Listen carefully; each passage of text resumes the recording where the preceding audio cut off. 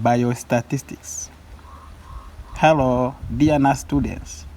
My name is Adrian Wizeimana, a medical surgical registered nurse. You are welcome to the Biostatistics units of health measurement and research module for advanced diploma in nursing at Rural Higher Institute of Health in level 2. The unit has 4 credits equal to 40 hours. Learning objectives. At the end, the student will be able to define the basic biostatistics concepts, explain the concepts of variable in health fields, calculate measurements of central trends, and dispersal, and interpret and grouped data. Present and interpret the chart, graphs of the statistical data. Let's see definition of key concepts. Statistics is a collection, analysis, interpretation of observed information and data, and drawing inferences.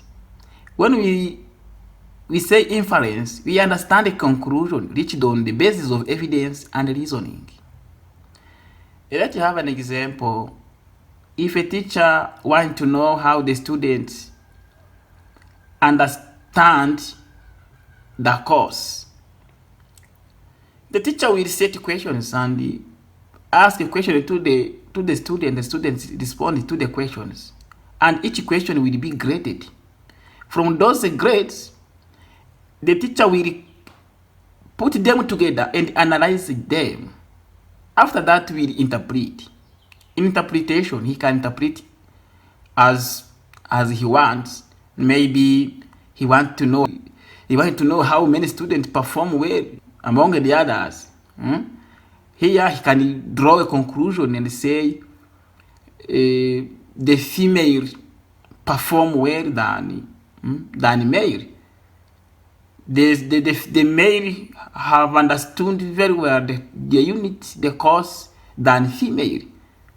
And this is an evidence, it's a scientific evidence, because he collected the data and analyzed it and he interpreted it. This is a conclusion is from a scientific process. The inference is with a conclusion we take from the process of the research.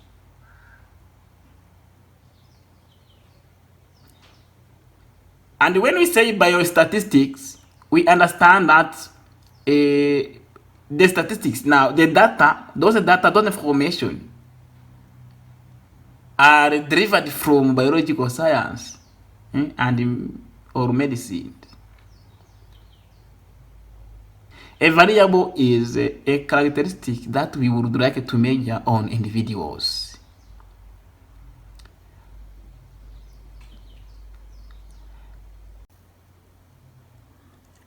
In the viewpoint of measurement, we have 2 types of variables. We have qualitative or categorical variables and numerical or quantitative variables. The quantitative or categorical variables are those information that cannot be counted. We have nominal variables, ordinal variables, and binary variables. For nominal variables, this is like names, and they are not ordered.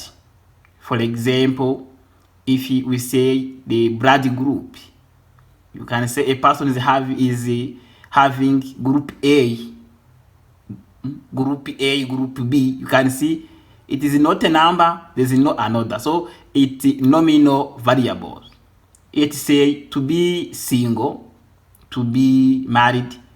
It is a nominal. There is no order, there is no number. This is nominal. But when we say ordinal variables, inside there is a kind of an order. Let's say this is staging. Stage 1, stage 2, stage 3. the development of disease, there is somehow another. And let's say also for the pain, deal of pain, we have minor pain, moderate pain, severe pain. You can see there is another from the first to the third. But when you say binary variables, the binary variables is those variables that show only two possibilities, yes or not. Means what? The characteristics of the individuals should fall in yes or not. For in one or another. Yeah. We have only two possibilities. Let's say gender. A gender for a pregnant woman, we women now we have only two possibilities. The baby will be a boy or will be a girl. Yeah, only two possibilities: having a disease or not having a disease. When we draw a sample to laboratory, and while we are waiting for result, we have only two possibilities: the client should have a disease or should not have a disease. In the viewpoint of causal relationship, we have independent variables, dependent variables, extraneous variables, and intervening or confounding variables. Independent variable, this is a variable that is manipulated, measured, or selected by the researcher as an antecedent condition to an observed behavior. While dependent variables are a variable that is not under the experimental's control of the data. It is the variable that is observed and measured in response to the independent variable. Extraneous variables, this is unmeasured variables affecting the cause and effect relationship. Here you are doing your research and you measure variables, but while you are measuring the variables, there is another variable you didn't measure but contribute to the cause and effect.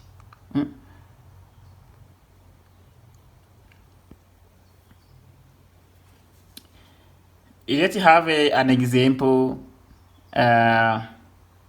You want to measure the effectiveness of a kind of nutrition, I think, complementary, the vitamins, and you give those vitamins to the people, and you measure how the vitamins increase in their body, referring to what you have given them. But one people can go home and take another fruits, the fruits that contain such vitamins. You understand that fruit was not measured, will not be measured, but will increase the effects of the vitamins. That will be extraneous variables. Intervening or confounding variables, those are the variables that links cause and effect. They link cause and effect. To understand very well, let's take an example of confounding variable. If you are searching whether a lack of exercise has an effect on weight gain, the lack of exercise is the independent variable and weight gain is the dependent variable. A confounding variable would be any other influence that has an effect on weight gain.